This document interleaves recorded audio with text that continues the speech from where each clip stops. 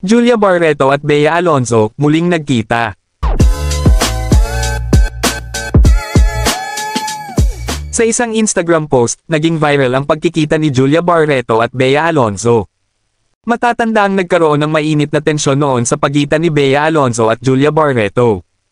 Ito ay matapos makumpirma na naging si Gerald Anderson at Julia Barreto na, matapos ang paghihiwalay nila ni Bea Alonzo.